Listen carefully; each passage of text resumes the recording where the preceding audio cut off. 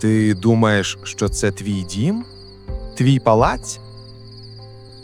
Твоє життя? Ти помиляєшся. Ти просто гість. І одного дня тебе покличуть додому. А там є лише два шляхи. Яким ти підеш, ти вирішуєш. Тільки ти. Послухайте цю повчальну історію, яка, можливо, змінить ваше ставлення до вашого життя. Жив колись у давнині, у країні, що звалася Аріана, старий мудрець на ім'я Еліам. Він не був ні царем, ні воїном, ні багатієм, лише скромний чоловік, що жив у глибині лісу, у хатині, збудованій з дерева та каменю, з вікном, що дивилося на схід, де кожного ранку сонце прокидало землю. Люди з усіх кінців світу приходили до нього не за порадою у справах, а за розумінням життя. Він не мав учнів, але кожен, хто приходив, ставав його братом, сестрою, дитиною, бо Еліам вчив не словами, а серцем.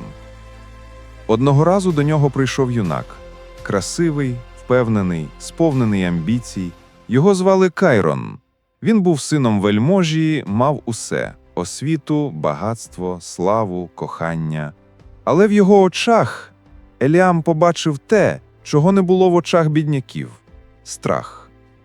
Страх перед майбутнім, перед втратою, перед невідомим. «Чого ти шукаєш?»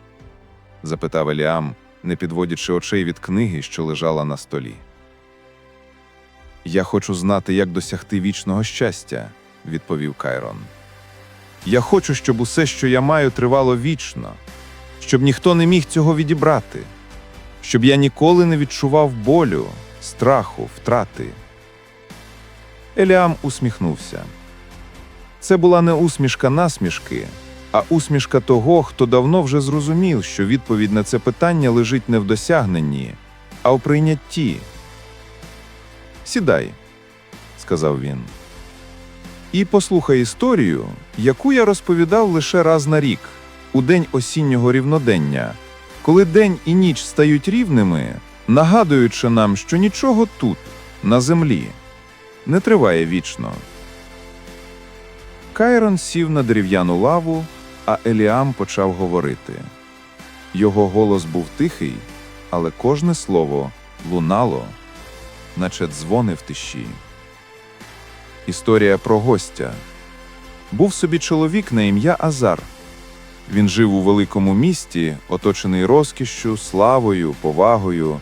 Він мав палац, слуг, коней, золото, дружину, дітей. Він планував майбутнє, будував собі гробницю, щоб після смерті його пам'ятали, купував землі, щоб передати їх онукам, збирав скарби, щоб ніколи не знати нужди. Він думав, що земля – його власність, а життя – його володіння. Одного дня до нього прийшов мандрівник, простий чоловік у сірій сукні, з посохом і мішком за плечима. Він не просив милостині, не шукав притулку, він просто сказав: «Я прийшов нагадати тобі, що ти гість». Азар розсміявся. «Гість? У власному палаці? На власній землі? Ти, мабуть, збожевіл». «Ні», – відповів мандрівник. «Я не божевільний. Я слуга того, хто створив цю землю, небо, море, твоє серце». І він каже: «Ви, гості, прийшли на час. Радійте, любіть, творіть, але не прив'язуйтеся до того, що не належить вам, бо прийде час, і вас покличуть додому». «Додому?» – здивувався Азар. «Мій дім тут. Мій трон, моя сім'я, моє золото – все тут». «Твій справжній дім – там, де немає тронів, золота чи слави. Там, де є лише правда, любов і вічність. І туди ведуть лише два шляхи. Один – для тих, хто жив за правдою, любов'ю, багатієм. Інший – для тих, хто жив для себе, Хто забув, що він гість? Хто невдячний Творцеві за кожен день, за кожен подих, за кожну краплю дощу і промінь сонця? Озар відвернувся. Йому не сподобалася ця розмова. Він прогнав мандрівника, наказав слугам не пускати його більше, але слова залишилися. Вони сіли в його серце, як насіння, що чекає дощу. Минули роки. Озар став ще багатшим, ще могутнішим.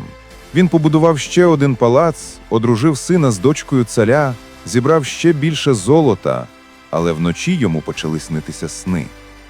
Він бачив себе старим, самотнім, бідним, що йде по пустелі, кличучи імена своїх дітей, але ніхто не відповідає.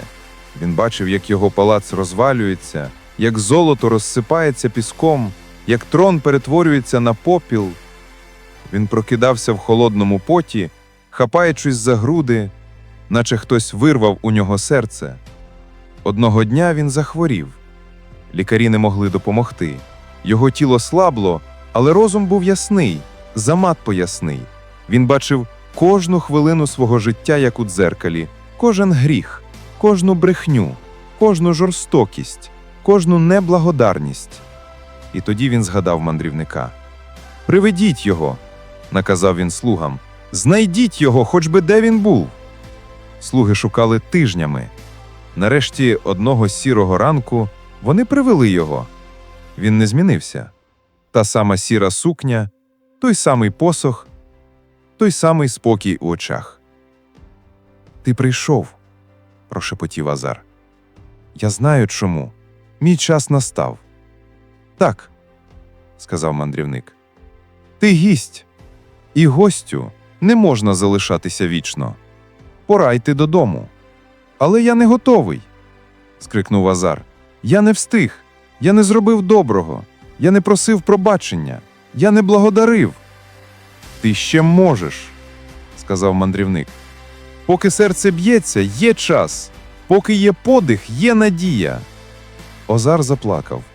Перше за багато років. Він плакав не від болю, а від розуміння. Він побачив, що все, чим він пишався, ніщо, що справжнє багатство – це любов, благодарність, молитва, що справжня влада – це служіння, що справжній дім – не палац, а серце відкрите Богові. Він почав молитися. Спочатку тихо, потім голосніше. Він просив пробачення за свою гордість, за свою жадібність, за свою неблагодарність. Він дякував за кожен день, за кожен ранок, за кожен погляд дитини, за кожен посміх дружини, за кожен дощ, що напивав землю, за кожен вітер, що гладив його обличчя. Він благав: «Господи, я був сліпий, я думав, що володію, але я лише гість. Прийми мене додому хоча б як найменшого зі слуг твоїх». І тоді сталося диво. Не в тілі, а в серці. Він почув спокій, такого спокою, якого не знав ніколи. Навіть коли мав усе. Він усміхнувся мандрівнику. «Тепер я готовий». «Ти завжди був готовий», – сказав мандрівник. «Ти просто забув, але Бог не забув тебе. Він чекав, він завжди чекає». Того ж дня, коли сонце сіло за гори, Озар закрив очі. Його обличчя було спокійним, наче просто заснув. Але його душа пішла додому. Еліам замовк. Кайрон сидів, не рухаючись. Його очі були повні сліз. «Це була притча?» – шепотів він. «Ні», – відповів Еліам. «Це була історія про кожного з нас. Ми всі озари, ми всі живемо наче володарі, а не гості. Ми всі плануємо майбутнє, забуваючи, що майбутнє не належить нам. Ми всі копимо скарби, не розуміючи, що справжні скарби у небесах. Але як жити, знаючи це?» – запитав Кайрон. «Як жити, якщо все тимчасове?» «Саме тому, що все тимчасове», – відповів Еліам. «Ми повинні радіти ще більше. Кожна хвилина – дар, кожен подих – чудо, кожна зустріч – благословення. Ми не втрачаємо те, що маємо. Ми повертаємо це Творцеві з вдячністю. Бо ми не власники, ми управителі. І від нас залежить, як ми використаємо цей час. «А якщо я не встигну?» – знову запитав Кайрон, голос його тремтів. «Ти встигнеш», – сказав Еліам. «Поки ти живеш, ти встигаєш. Кожна молитва, кожна дяка, кожна добра справа – це крок додому. І Бог не дивиться на те, скільки ти зробив, Він дивиться на те, з яким серцем ти це робиш». Кайрон довго мовчав, потім він упав на коліна перед Еліамом. «Навчи мене», – прошепотів він. «Навчи мене жити як гість. Навчи мене благодарити. Навчи мене молитися». Еліам підняв його. «Я не вчитель. Вчитель один. Його ім'я – життя. І він говорить до тебе кожного дня. Через вітер, дощ, сонце, сльози, сміх, біль, радість. Послухай його, відкрий серце, і ти побачиш, що ти ніколи не був сам. Ти завжди був у домі, навіть тут, на землі. Бо дім – це там, де є Бог, а Бог – усюди». Роки йшли. Кайрон залишився з Еліамом. Він відмовився від спадщини, від палацу, від слави. Він жив просто, сіяв хліб, годував птахів, молився на світанку, благодіяв бідним. Люди дивувалися, чому ти відмовився від усього? Тому що я зрозумів, я гість. І гість не бере нічого з собою, він лишає лише сліди любові. Коли Еліам помер, Кайрон не плакав, він усміхався, бо знав, вчитель пішов додому. А він ще залишився, щоб нагадувати іншим, що ми всі гості. І тепер, коли хтось приходить до нього зі страхом у серці, він розповідає ту саму історію. Про Азара, про мандрівника, про два шляхи, про вдячність, про молитву, про дім, куди ми всі повертаємося. Мудрість для кожного з нас. Дорогий читачу, ти, хто тримаєш ці рядки в руках, ти теж гість. Навіть якщо ти маєш палац або хатину, навіть якщо ти маєш славу або безвістя, навіть якщо ти маєш багатство або бідність, ти гість. Твій час на землі обмежений, твоя влада тимчасова, твої скарби минущі. Але це не повод для жалю, це повод для радості. Бо ти знаєш, це не кінець, це дорога, дорога додому, де немає сліз, болю, страху, де є лише любов, світло, вічність. І там лише два шляхи. Один для тих, хто жив за правдою, хто любив, хто благодарив, хто молився, хто служив, хто прощав. Інший для тих, хто жив для себе, хто накопичував, хто зневажав, хто забував, хто не вірив, хто не любив. Вибір за тобою. Щодня, щогодини, щохвилини. Благодари Бога не лише за добро, а й за випробування, бо випробування – це школа душі. Молися не лише в біді, а й у радості, бо молитва – це дихання душі. Любіть не лише тих, хто любить тебе, а й тих, хто ненавидить, бо любов – це образ Бога в тобі. Не бійся смерті, бо смерть не ворог, це двері додому. І коли прийде твій час, не кажи «я не готовий», кажи «дякую, я був гостем, і я йду додому». Ця історія не просто слова, це дзеркало. Подивись у нього, що ти бачиш – господаря чи гостя? Якщо гостя, радуйся, ти на правильному шляху. Якщо господаря, не засмучуйся. Є час, є надія, є любов, є Бог.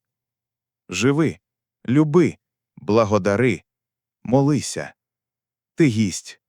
І скоро підеш додому. Додому у вічність.